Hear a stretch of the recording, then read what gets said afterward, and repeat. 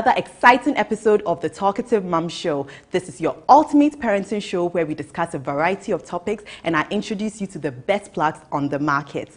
Today we'll be discussing premature birth and care with two wonderful ladies. I can't wait to hear from you on all our social media platforms at MX24GH on Twitter, Instagram, and Facebook. You can also follow me on Instagram at Talkative Mom. Stay tuned. Welcome back to the Talkative Mom Show. We are at the Float Wellness Spa. This is a mommy wellness spa located at East Airport. Come in distressed and just leave refreshed. My beautiful outfit is by Evic Store. Evic Store is located at East Legon and they are also on Instagram at Evic Store. You can also find my stylish earrings from Oba Bridal Style. They are also on Instagram at Oba Bridal Style. Now today we are discussing premature birth and care. And I have two lovely mamas. We have Jessica Najile Connie and we have Mira Wellington. These two moms have platforms for preemies because they had premature babies. Jessica, your platform is Preemie Perfect, and I know that Mira, your platform is Moms of Nicu. Welcome. Thank you, Eno. So what exactly is premature birth? Thank you for the question. Very excited that I get to finally talk about this. Right. So yes, when you know that a normal birth duration for the baby is 9 months. Yeah. So if your child comes anytime before the 9 months, then you can term your baby as a preterm. Okay. But until recently, I figured out that there was actually even with the preterm, there are distinctions. Yes. So there's a micro preemie and there's a very regular preemie. The micro preemies normally are the babies that come within 6 months, 5 months. Yeah. Yeah. So then the everyday regular preemies do the 7 months, 8 months. Yeah. So in my case, I'm a mom of a micro preemie. Oh, he came in at 28 weeks. Oh, so wow. technically 6 months. Whoa, Yes. whoa. I'm in the macro side. Macro. Yes, macro. Okay. In the sense that, so I gave birth at 34 weeks. So that's 8 months and then 2 weeks. Okay, okay. And then also the fact that they were twins made it a little more challenging because we're trying to we're aiming for 36 weeks so that they'll gain more weight. Yeah. Yes, so one was born at 2 kg and then the other was born at 1.6. That was at birth. Okay. So how long exactly were you at Nicu? I was told that I was going to be in the Nicu and would have to be there for some time. Okay. But I just didn't think I would spend that long. I mean, I wouldn't be there for that long. And why did you have to be at Nicu for that long? First of all, I actually had a very healthy, normal pregnancy. Okay. I just woke up one day after work and started having contractions.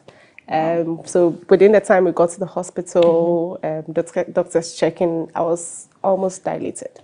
Baby came in breached. Yeah. Wow. So I had to deliver via vaginal SVD. Really? Yes. Okay. Because he was almost here. So initially the arrangement was to have a CS at the end of 9 months. Yeah. And so I told the doctor that no, I was supposed to have CS. Yes. I'm not sure, but I had to bring him out at 0.9 weight kg. So very super tiny. Probably like my in your palm. Yes. Oh, wow. It was pretty scary and intense. And it also came with its own, complications. He wasn't breathing immediately. Okay. So they had to do a lot of resuscitation. And once he picked up, quickly were transferred to Tema General Hospital, Nicu. Okay. Personally, for me, when we got in there, you would be told that preemie boys don't... I was going to ask they don't do well. Yeah. Plus, he was 28 weeks, so all the odds were against him at that point. And for me, when they said we are going to spend a lot of time here, I was like, wow, I was thinking 1 month. And the doctor was like, no, it could go beyond 3 months, 4 months. So I should possibly prepare my mind for anything. We might not even make it through 2 weeks. Wow. Yeah. Whoa. So He actually told you yes, that. they'll just counsel you immediately. So that if you have any expectations, you know how to handle and manage everything that was going on. So we spent the longest time there. And what was the arrangement throughout the 3 months? So fortunately for Tema General Hospital's Nicu, they have a hostel for preemie moms. Close by. Yes, just like once you just come out of Nicu, there's a hostel for preemie moms. Okay. And even in that space, we have like there's a demarcation. Okay. So moms who have like micro preemies all have one space. Okay. And the moms who have like macro preemies or just moms who just had their babies in Nicu for various reasons also have their space. Okay. Reason being that normally when you put everybody in a space, it gets quite uncomfortable for the moms who have like micro preemies or moms who have delicate babies. Right. You know, people tend to stare a lot and all of that. So having the accommodation was a fantastic idea. Okay. Except that it wasn't what you expect, you know, of a standard accommodation. I mean, we are sharing a room with like 9 other mothers. There's literally no space, you know. Yeah, but you all have your beds. Yes, we all have our beds. Yeah. And there were times when there were even overflows, and all those overflows had to lay, you know, on the floor just so that everybody, you know, can be able to attend to their child. Also because the schedule at that Nicu was different. So we go in every 3 hours. Yes, so every 3 hours. So you can't see your baby all the time, but every 3 hours you have to go in to attend to your baby, feed baby or check diaper or just be with baby to ensure that your baby was okay. How was your experience like? It's amazing, but we actually have similar experiences. So what happened? So I gave birth at Kolebu, and so we were expecting that there would be preemies and all that. But then we thought we're just going to be, because as I said, there are macro preemies. Yes. So we thought, we're just going to be there for like a week or like just a few days. And as she said, her child had to be resuscitated. The same thing happened to ours. So the thing was, I was asleep. I had a general surgery, so I was under general anesthesia. So I didn't really see what happened. But then they had to be resuscitated, and that was the main reason why they went, because apparently their age was, I mean, the weight at which they came out was okay. But because they had to be resuscitated, they had to be monitored, and also because they were premature, they had to go to Nicu. So when they got there, so in Kolebu it's a little different. We have C1, C2, and then C3. And what's that? What is C? So it's like the cubicles, but then it's saying critical 1, critical 2, critical 3. And then there's KMC, but I'm sure we'll kind of come to that at the end. But then so the critical care cubicle, that was the C1, that's where the twins were at. And they were there for like a very long time. We also had a 3-hourly thing. So you'd go, so the thing was, but in Kolebu was slightly different in the sense that we had, the moms had to go every 3 hours to go and feed the children. And then we also had, at a point in time, we had a slot for the dads. So so we called it daddy's time. So they kind of, so in our case, what my husband used to do was he would go there and pray with them and just, you know, hold them, and then, you know, just to have some form of, because I mean, like I was and then I was so stressed trying to feed them. My milk wasn't coming, and you were expressing into a cup, you know, so you can't use the machines and all that. So he would have that time just to bond with them and just pray that, you know, they will get better. So that's what we had. Every 3 hours, you would have to go and feed the baby. In the beginning, the nurses were the ones doing the changing, but within the first week, you'll be taught how to change. When you say change, you mean the diaper change? The diaper change, and then the cot change. Even though it was an incubator, it was still like a cot.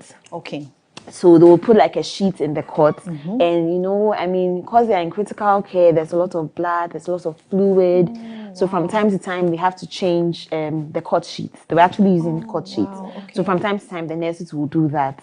Even when we were there, even though we stayed longer, they'll still do that part. But then, like the first week, they'll show you how to change, you know, the baby. When you say there was a lot of blood from where exactly? There are a lot of infusions. There's a lot of blood, like they have to draw a lot of blood because there are a lot of tests. Even in their critical condition. Even from the brain. I mean, there was one time I went and they were trying to, because the thing is that they are trying to find out what is going on. Right. Even though they went there for, I mean, like they had to be resuscitated. At a point, they had an infection. I think they were thinking about sepsis and things. The thing is that Jessica has really been doing well. She knows a lot. Yes. As for me, it's like I wasn't really finding out so much. But then at least a little that I knew was they had to, because of sepsis and things like that. What is sepsis? So it's an infection in the blood. Okay. Okay. So they had to find out what was going on. Right. And it's more like a final, when you get to sepsis, it's like that's very close to the end. Or it's a very like serious it's like stage. fatal. Yes, it's very, very fatal. So they wanted to know what was going on and what was bringing them to that point. Yeah. So at a point, they needed to get like a sample from the spine. Oh, the poor baby. Yeah. So it's like, I think there was one time I went to, they had done all the veins were, I think, clogged or something. Oh, no. So they were getting it from his head. So they had to shave one of it. And this was, and see, when they're in Nicu, they lose weight. So they are losing weight because of the constant infections. Yeah. Also, they also get infections as well. Yes. And you know, usually when the children are born, you would lose weight. Yes. Apparently, they lose weight. I think the first week or so. Yes, they do. But then, coupled with everything like they are going through, the stress, because it's stressful being in an incubator. You mentioned infections. So where exactly are they getting the infections from? I think what it says is so at that stage, the immune system is extremely weak. Yeah. Okay, so anything at all can cause an infection. You'd be surprised to know that even breast milk can cause an infection. Wow. Yeah. So yes, so there was this time in Nicu where a mom had that same issue. Only for them to do a lot of tests to realize that the baby was actually reacting to the mother's breast milk. Yeah. So they had to switch to formula. Wow. Because sometimes they would have to even test the mother's breast milk. Exactly. So infections just happen. I remember Aiden had like quite a number of infections, and when it happens like that, they tell you to not feed him. So if it's for 4 days, 3 days, not feed him, no breast milk, no breast milk. And what are they feeding on? Nothing. IVs. Wow. Lots of IVs. You know, so all of those things account for the drastic weight loss. I remember Aiden at 0.9 ended up at 0.75. Yeah. Yeah. He's a miracle baby. He was literally like weak. You know, you go there, you see that this boy needs food, but unless you are giving the order to feed, you can't feed. Yes. Because when you feed, he might react to it. So infections and sepsis. Whenever you hear sepsis, you're like, "Ay, goodness, what is all of this?" You have to go and pray because they put them on very heavy antibiotics as well. I don't know about you. Merinim. Merinim is like the high most grade, expensive, like 2.250 cedis per vial. Wow. And I think when it's dispensed, it can't be used the next day or something. And how often do they have to? I think they just draw twice. So everything else. And then how many times do you have to So buy I remember we bought like a whole pack of Merinim. So I had like a pack, like a pack of 5 or something of that sort. And each whenever 250. Yes. So whenever it's needed, they call me and I just bring one, and you just overlook it and watch your money. But I mean it really works and it really helps. But he never got the sepsis. He didn't got sepsis. Oh, he did. Yes, he didn't got sepsis. And it's not even sepsis is also one of the things. Then apnea. When they forget to breathe. So then you're just there. I remember there was this one time I was bathing for him. We're done and everything. I held him and I noticed that he was turning blue. Yeah. So I was like, he's turning blue. I called the night doctor, the nurses. Aiden is turning blue. So they just took him from me, wrapped him in the core sheet, put him in the, I've forgotten what they call it, this light thing they have at the entrance of the Nicu. What is it? For critical care. So it's like a UV light. Okay. And where they do the resuscitation and everything. Oh, wow. So he had to be like resuscitated for like 24 hours continuously. Wow. Kept on rubbing his chest. To ensure. How many times did this happen? Aiden had like apnea twice. Yeah. So you'd go and the oxygen level saturation is like 4. 1, you have to pray. It's scary. I feel like within sepsis and apnea, you can't even choose which one you can deal with because both are really scary. So just to take us through the cup and spoon, you express the breast milk and then use that to feed the baby.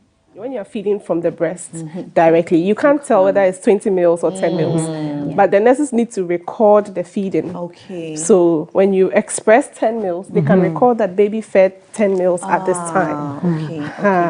And I think that was what they were doing. So normally when you're done, then you top up with the breast. But unfortunately, not a lot of moms, preemie moms, are able to, breastfeed because they're not lactating. Yeah, I didn't even lactate. My highest was like 10 mils. Wow. Yes, that was like I would sit beside the cup, press, and I would not get it. Because imagine you've gone through for me like this, I went through a surgery, and imagine where we were at a point the lift wasn't working. So CS mother, I have to use the stairs to a certain floor. Yeah, so at a point the lift wasn't working. Then the lift started working, but then the ward was on the second floor, but it was working to the third floor. So I have to go to the third floor and then walk downstairs to go and feed them, and then walk back up to catch the lift to go down. No. So you were never relaxed enough to even lactate. Yeah. At the point, I had to go and see a psychologist to help me be able to calm down, because apparently it's about the mind and all. So we'll actually get to breastfeeding shortly. But when you go home, what was it like? Were you prepared? How was it like when you were taking care of the baby? The thing is that when we left the hospital, we didn't go straight home. Okay. We went to a guest house because they still had to be monitored. So in the 5th week, we were in a guest house very close to the hospital, and we would go there every day to have them checked. Okay. So I was in the guest house. I was not prepared because that wasn't my plan. My plan was to go to my aunt's house because my mom is quite old and can't help. And they are over 70, so there was no way they could help out. But my aunt is younger, so the plan was that we'll go there and then she would help with the care and all that. So this was like a change in plan. And in Nicu, it's only the husband that is allowed to come in there. So my aunt couldn't come around. But by the time we had gone to the guest house, so my aunt was preparing so that we would come there. Yeah. And so it was just my husband and I taking care of them. And then my husband had to go back to work. So it was just me and them in the guest house. It is not a home. It's not like a fully fed. Even so, Jessica was like in a hostel. Yes. It was very, very stressful, and I was not prepared for that at all. Yeah. Oh wow. For me, I think that aftercare wasn't such a big issue for me. Within the 3 months, I had learned how to do everything: clean him up, bathe him, diaper change, and all of that. Yeah. Plus, my mom was also like a retired nurse, retired midwife as well. Yeah. So it was pretty easy for me. When we go home, I knew that now it's time for you to officially take over the house. I get some sleep. And so my mom was literally doing everything, bathing him, his medicines and all of those things. Wow, that's amazing. Yes, I didn't really have a lot of struggles at the earliest stage. Wow. All right, so let's go for a quick commercial break. When we get back, we'll dive deeper into the conversation.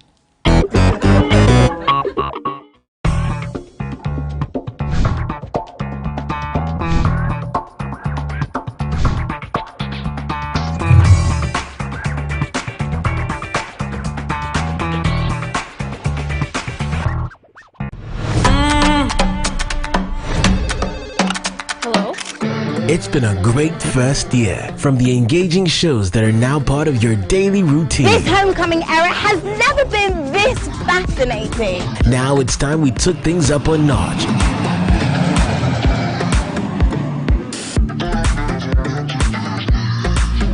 To the excitement on our social media timelines. Join us in celebrating 13 months of giving you fun, fearless and factual content. I love it. As we unveil a new bouquet of shows, amazing events, and incredible giveaways. Stay tuned over the next couple weeks as we turn things up. Scan your DVB-T2 compatible TV or multi-TV decoder to MX24, or stay up to date with us on Facebook, Instagram, YouTube, and TikTok. MX at 1.3. Let there be fun. Celebrating 13 months of fun, fearless, and factual content. Welcome back. This is the Talkative Mom Show. Today we are discussing premature birth and care, and I have Mira Wellington and Jessica Jele Connie here with me. So before we went on the break, you were discussing how your mom helped you and how you were able to rest. So let's discuss breastfeeding. I know that's part of the care. What was that like? It was such a big deal for me because I wasn't lactating at all. Back in Nicu, I struggled to even produce like 10 mils of milk, after all the nurses helping, expressing, this one will come and help you express. It was it was uncomfortable, but there was nothing I could do. So eventually they decided to put us on pre-nan. For Aiden, but at like very minimal volumes. So when you say pre-nan, that's the formula for preemies, right? You can't go ahead to decide to buy pre-nan. You have to be given like permission to do that because maybe the baby might react to it. Right. So for me, breastfeeding was extremely difficult and a very touchy subject because I had done everything, palm nut soup, granite soup, mashed granola, fenugreek seeds. Hey, then you went fenugreek tea, everything. I tried everything, but it didn't work. And I even remember that when we came back home, we're going for weigh-in, and he was hungry, so I was feeding him from the bottle. And one of the weighing nurses out of nowhere, hey, madam, now, I was very angry. I packed my bottle and I told her, look, madam, like, if you don't know what I'm going through, don't just come and assume. Talk to me anyhow. Because she was surprised, I was upset. I was like, you people talk anyhow, but you need to ask, oh, madam, why are you bottle feeding, just so that you know what I'm going through. But, exactly. And I think that it's something that is in our society as well. Because I had a lot of, you should have tried, you should have put in a lot of effort. It's all in the mind. So we all know how vocal I've been when it comes to breastfeeding, and I have shared my breastfeeding struggles over and over again. When it comes to breastfeeding here in Ghana, you are seen as the worst mom when you're unable to breastfeed. And then woe besides you that you formula feed your child, then it's like you're seen as the worst mom. Meanwhile, formula is so expensive. So why would someone choose to formula feed when they can just breastfeed? So Mira, how has your breastfeeding journey been like? It's amazing how our stories are quite similar. So yes, I was also getting a 10 ml, and what happened at a point was, because it wasn't enough, because the other thing too is that whilst they are not well and they are getting better and they are still in the hospital, their feeding capacity increases. So at first the 10 ml was enough, but then at a point it wasn't. And then so the pre-nan was introduced, but then that's when the coffee grounds came in. Because they were reacting to it and they were reacting badly to it. So we couldn't do pre-nan.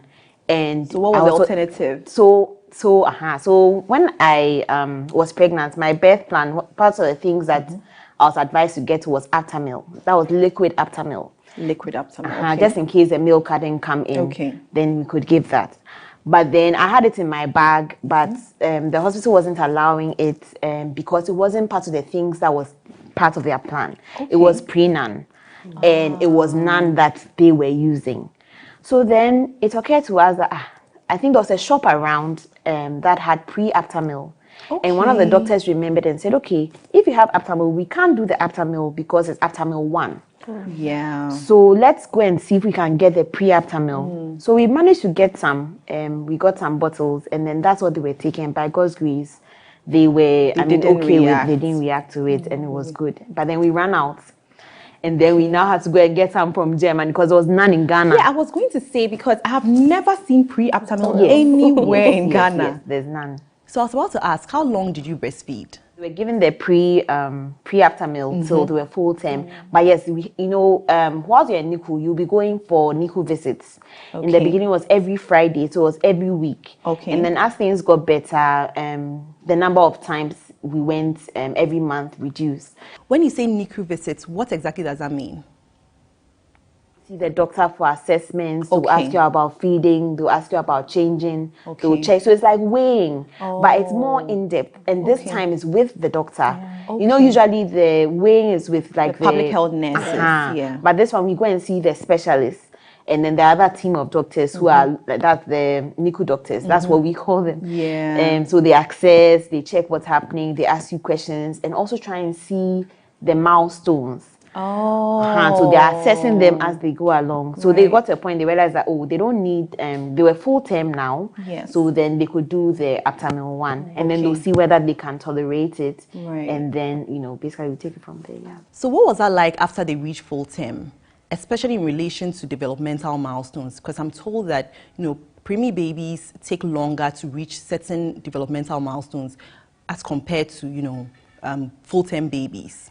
So how long was that like? Maybe you can take that, Jessica. Okay, so with the developmental milestones, it's actually not a myth. Okay. That is why there's the real age and the adjusted age. Okay. Yes, so the adjusted age is like a deduction of the actual month that they couldn't make it. Yeah. So if your baby is now 9 months and he came in when he was maybe 7 months, then you have to deduct the two from there. Okay. So I think that it's like that, so that you don't sort of expect so much from them. Put too much you need to pressure understand, on the baby. Yes, you need to understand that they lacked this kind of 3 months, and so they would fall back a bit on the 3 months. Yeah. Okay, so with Aiden, there's been a lot of delay with development. Yes. But it's totally fine because I understand that, okay, so Yeah. he came in 3 months earlier. Yes. Well, actually, we've not been we've never really expected him to do this or do that at this stage. Just because we understand that, okay, so preemie babies are pretty slow on the development, so you need to have patience for them. Some even have issues with swallowing, or sucking. Okay. Yeah. Yes, Latching. latching. Yeah. And even in Nicu, they check for that. Like baby isn't sucking. So if baby isn't sucking, then you still have to do cup and spoon. Sometimes if baby isn't sucking, you won't even be discharged. Yes. To go and do KMC or anything of that sort. Yeah, but then you couldn't produce enough breast So milk. I couldn't. I couldn't produce enough breast milk. But Aiden was really good with sucking. You could tell me every time he was doing. Okay. And it was a good sign. So when I introduced the bottle feeding to him, it was pretty easy. We were big on bottles. I actually thought maybe growing up I'd have to put his puree in bottles because because of that he's very slow with cup and spoon feeding. Even with our pureed solids, he would just try a few and he would wait. But when you give him the bottle, he will finish a whole bottle. So it's taking us a lot, even in terms of feeding. Yeah. Feeding is delayed. Yeah. If your baby is 9 months and can eat potatoes or, if a preemie at 9 months will possibly still want you to puree everything for them because they are not ready to swallow. Yeah. And you don't have to force them to do it because you may never know if it might choke or something of that sort. And you have to be very careful. I always say that preemies are very delicate babies. Even after feeding, one thing I did as a rule was I never put him down immediately after feeding. Never. Okay. Because what's the reason? they may aspirate. Okay. Yes, they have very, funny behaviors. I feel like they're very smart kids. So you have to always meet them at their game. That's what do you normally do? You feed? So after feeding, immediately when we came home, after feeding, I put him in a KMC position. What is a KMC position? I wrap him just like the kangaroo, has the baby. Okay. Yes. So then I wrap him with the cloth, wear my dress. If it's a shirt, I just wear it. I just tie put on the buttons, and we are good to go. So I do that for an hour. Okay. When I'm sure that the food has gone down and he's fine and he needs to sleep, I just put him down. Just to hold him up. Just to hold him up so that he doesn't bring out the food. Yes. Because they are spit up game. And that can actually cause death. Yes. How do you put him down? On the tummy or on the side? Even when he's down, I make sure that at least every 20 minutes I'm checking. Is he breathing? Is he okay? And it happens with every feed. I've had mothers run back from home to the hospital. And that never happened to me because I always told my other preemie moms that I know it's difficult, but don't put baby down after feeding. Even if you want to pee, let somebody hold him. If there's no one to hold him, KMC and go and pee. Yes, because you wouldn't want to be running back. When you run back to Nicu and you go on admission, you're probably going to spend a lot of time there. It's not even about the time, but the feeling of, oh, I failed. You know, that whole thing. You have to try to prevent it. So it's delicate. So that brings me to my next question. I've always wondered, psychologically, how was that like for you, Mira? So psychologically, it's been challenging. And come back to the milestones bit. So having macro preemies, they are not so small. They've been able to gain weight. They are doing well, you know. And then they weren't sitting. They didn't sit early. Another developmental milestone. So it took them a while. There was no way I was going. And then they were still not sitting. So then I started wondering, hey, what have I done? Is it because I didn't take them to physio? You know, like, there are so many times. And then the fact that they were even born premature. Sometimes they say because of your weight, you might give birth to a premature baby. So I started... you're blaming yourself. And then, you know, at a point, because of my work too, I thought I was putting myself under so much stress. So then I would go back to, hey, am I the one who caused this? Like, so many things run through your mind. And the fact that it's like things are taking a longer time. And the doctors always used to tell me that, look, they were born at 34. So you have to calculate, for 6 more weeks. So you always have to give it about 6 more weeks.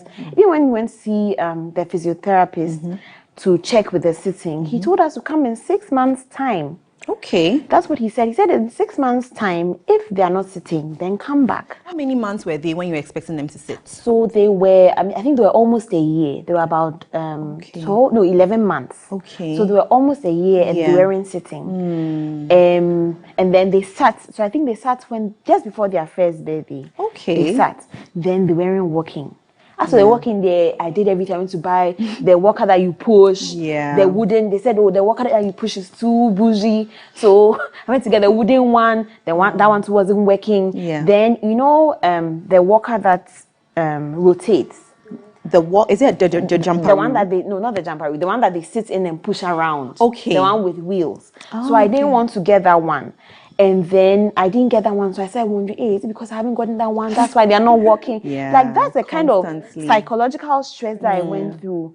One thing I tried not to do was to look at other people that gave birth around the time that I did, that were doing things. But, you know, it wasn't easy. The comparison. You know, and the thing is that family members would wonder, why is this person doing this? Even though they understand that, you know, they were born premature, sometimes they think you are not the one who is not trying hard enough. Do you get, like, it was very, very difficult, to be honest. And I don't think I've been able to get over it, you know, because and then sometimes too, your focus is on them.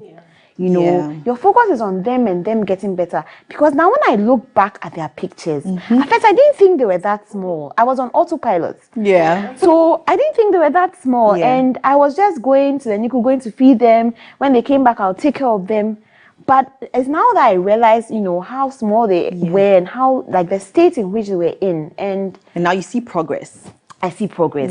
But then another thing I realized is that because I was on autopilot, I never really talked about what I was going through with anyone. Like, I mean, yes, I spoke to a psychologist and all that, but I think I just like spoke with them just to be able to get through the day. But the heart of the matter, you internalized it. Because I mean, I can't say that I'm breaking down right now. You have to be strong for them. That's the thing. And how about you, Jessica? How were you able to deal with the psychological burden of it all? Well, I haven't had it easy, I'd say. You know, you're expecting that from Nicu everything will be fine, then only to be hit with a referral letter, go to Kolebu. You know, when you get something like that, a lot of things, you know, rush to you. I'm like, what is wrong with my child? We left Nicu, he was fine, so why do I have to go to Kolebu? Then you go to Kolebu, then Kolebu's like, okay, so start from the eye. Then you go to eye. Eye says, okay, there's this issue, retinopathy of prematurity, so surgery. Like, what is all of this? And what does that mean? So, because he came really early, the disc behind the eye was detached. You know, so they had to do like an emergency surgery to make sure that they can fix it, or else he would lose his sight. And I remember the doctor, like, that's one thing I can't forget. The doctor was like, you guys actually came here on time. You know, so even on that day, like they gave us, like they gave him an injection on his eye. Then we asked to come days after for the surgery. Like everything was just very quick and immediate. So I couldn't just wrap my head around it. Like Mira said, I was on autopilot for me. At that point, everything the doctor said, I'm like, okay, let's do it. Okay, let's do it. From eye, we went back to neuro. Neuro says, okay, this and this and this. Surgery. I'm like, let's do it. It's, you know, because I felt like there was no time for me to cry. Yeah. You know, so every time I'm crying and I'm weak, the baby is actually staring at me like, what is going on? So are you done? I barely cried. Wow. And yes, even during the that hospital, duration, they tell you not to cry in front of the baby. I barely cried. I barely cried. I was always up and going. Like sometimes the nurses will wonder, "Hey, mommy, are you okay?" And you write a prescription, I'm gone before you are done. Blink. I'm walking from the lab to the ward, lab to the ward all the time. You know, and when I'm working, I can wake up in the morning, wear this beside this. I'm at the lab, I'm fighting for his lab results. I'm back to the ward. So for me, it was like an autopilot thing, because I felt like anytime I have to cry, if I start crying right now, I won't finish. So let's get over everything. Then when we are done, I'll cry. And actually, that was what it was. I remember after his first surgery, we came home. I cried. The second surgery, we came home. But when we are on grounds, there is no time for crying. So let's fast forward to today. How are they doing? How is he doing? So he's doing really well. Okay. Thankfully, we've had 3 surgeries. Wow. And he's doing well. Okay. Except that with everything that has gone on, there's been delays, you know, motor skills and everything. So we are also doing a few physiotherapies here and there, you know, to just get him up and going. I'm also, as much as possible, trying to be very hands-on with him at home. So when I'm home, I'm trying to teach him, you know, a few things here and there. I'm trying to do what the physiotherapist do or the occupational therapist does with him at home. And I'm seeing results, and I'm actually like very happy about it. And also, as much as I'm a mom, I'm also a firm believer.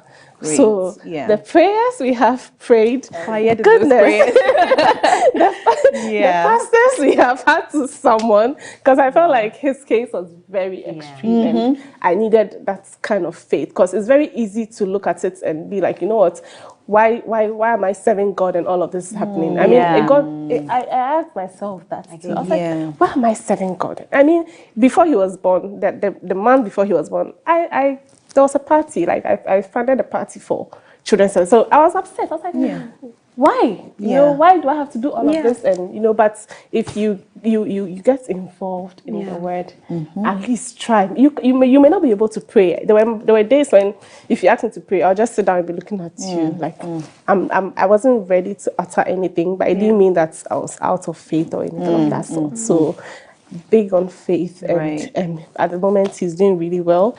We are taking it a day at a time.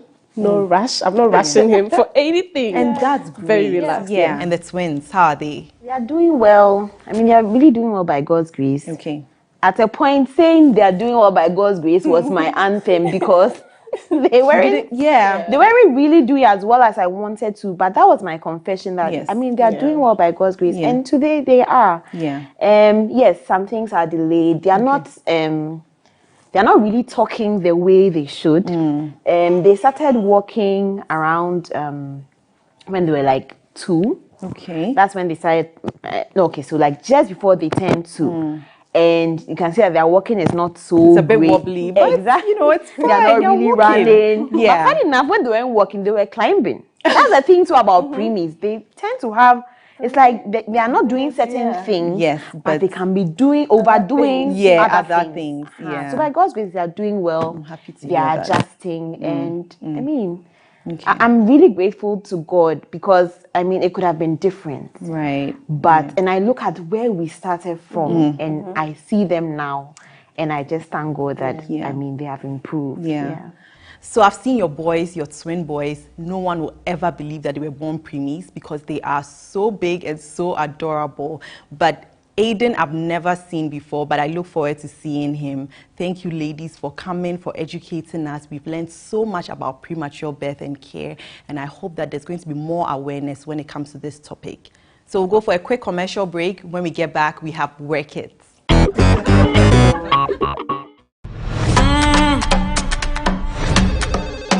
Hello?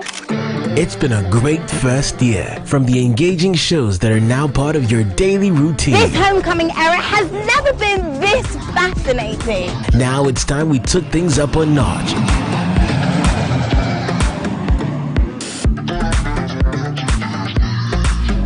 To the excitement on our social media timelines. Join us in celebrating 13 months of giving you fun, fearless and factual content. I love it.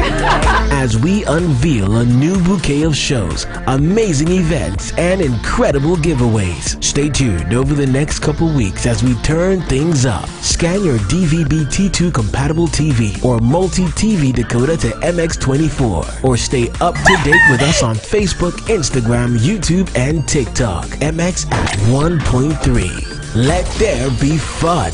Celebrating 13 months of fun, fearless and factual content.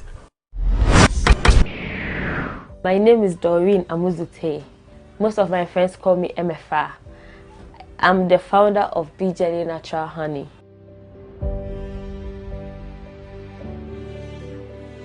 My journey started after I took a trip to Volta region, one of my trips to Volta region.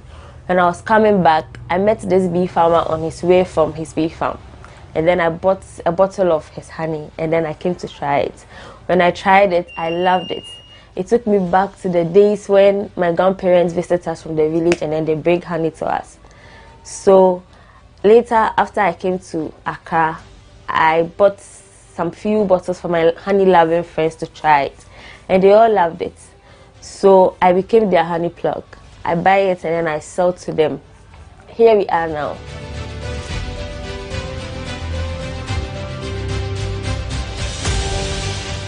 One of the high in my business is after getting my product into some few supermarkets around. It has helped increase my revenue a bit compared to when I was selling to my friends. One of the low in my business was trying to get my products registered under the FDA. It was a bit difficult because I had to get a facility before they could register my products, and it was a bit challenging. Then I finally got the facility, and then I got my products registered.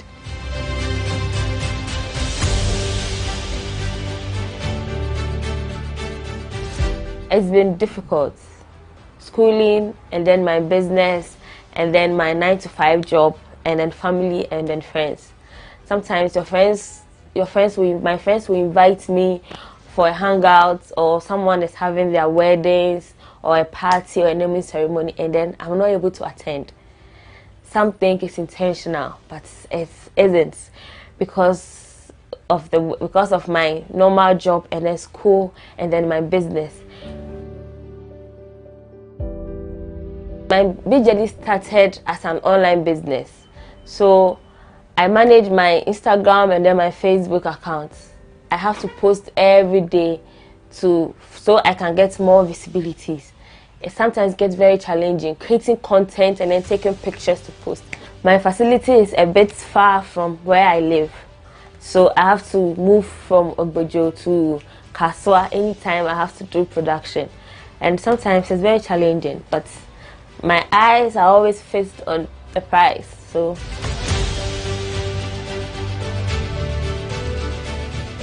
my advice to women who want to start their own business is that it gets overwhelming sometimes, but don't you ever give up. You look back to this day and be glad you took that bold decision. I believe in you.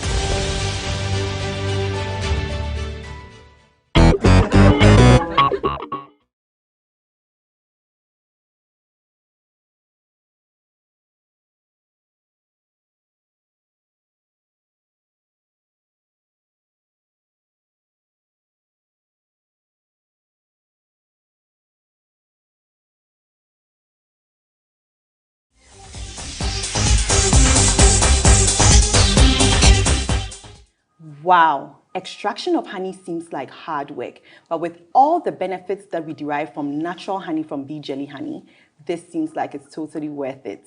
Now let's move on to Mom Plug. My Mom Plug of the day is Obaya. She is the founder and CEO of OB Basket GH. She has a skincare line that range from lotions, shea butter lotions,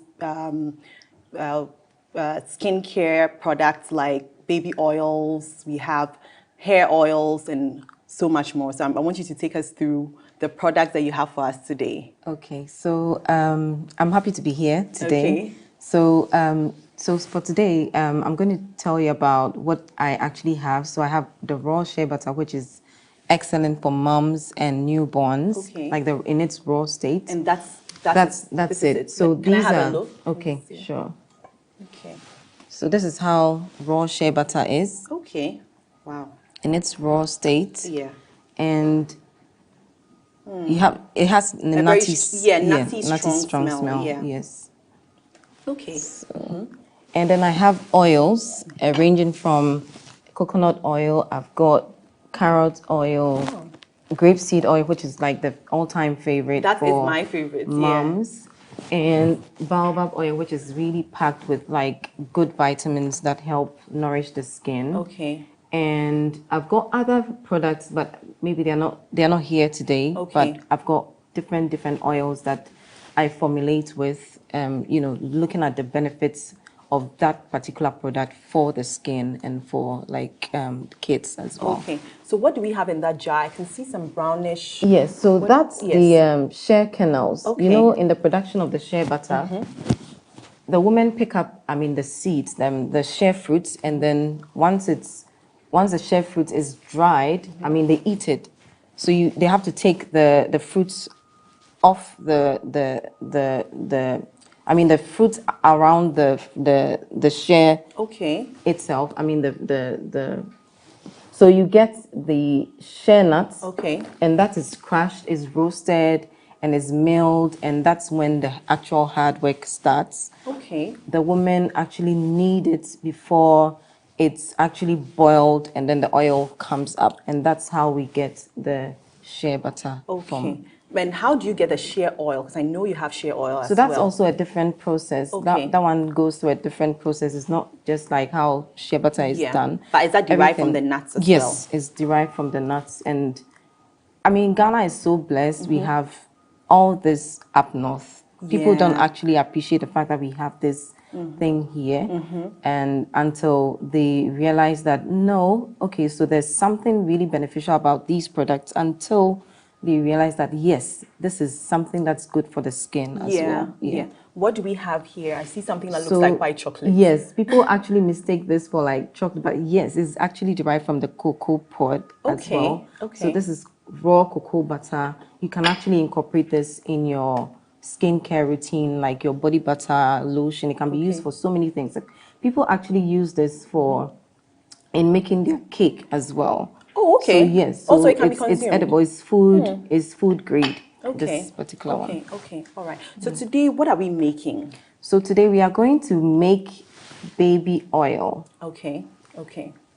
People buy these cosmetic products that are very harmful to the skin of the babies. But today we are going to try and make something that is food grade, which is good for the skin and healthy for the baby's skin. Right. So we are going to use baobab oil. Baobab oil is one of the very good oils that we have in Ghana. Okay. And then we'll use grapeseed oil. Okay. Let me just. And then we'll use our jojoba oil. People pronounce it as jojoba. Yeah. So the J is jojoba. That's how it's pronounced. Yes, it's pronounced also jojoba. So you can open it and then just. Yeah, it doesn't really have any. I love grapeseed. Okay. No. So why did you choose these particular oils? They're packed with vitamins and antioxidants that help the skin to fight any free radicals that will cause harm to the skin. Okay. And for babies, they are very sensitive. They have very sensitive skin. This is good for the whole family. So from baby to mom to dad, everybody can actually use it. Okay. And these are all natural products, and that's the only thing. That's the one thing I like about these oils. Okay, so let's get into it. So let's get into it. Every formulator has a formulation book, and this afternoon I actually formulated one whilst we were sitting here. Okay. And so I know what I'm going to do. I actually need a scale. Okay. And you can't just get up and then just decide that you're going to make baby oil without, formulate. I mean, you can actually do that. As moms, I try to encourage moms to just try and use natural skincare products. Yeah. So for today, I'm going to use my grapeseed oil. I'm going to measure 45 grams of it. Okay. So my scale. Right. And I've got what I need. Okay. Because I know the jar I'm going to use. So I need to use exactly the amount that I need. Does it have to go in this order, or you can just... It can just go in, because I've already done. And the baobab, how... I'm adding 15 grams of it.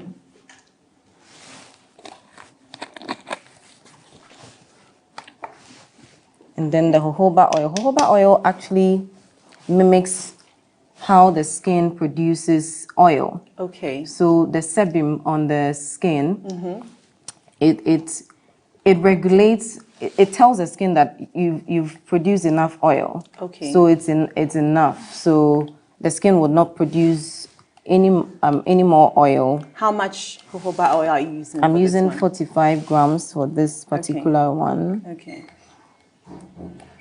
A lot of the old women actually like using this because it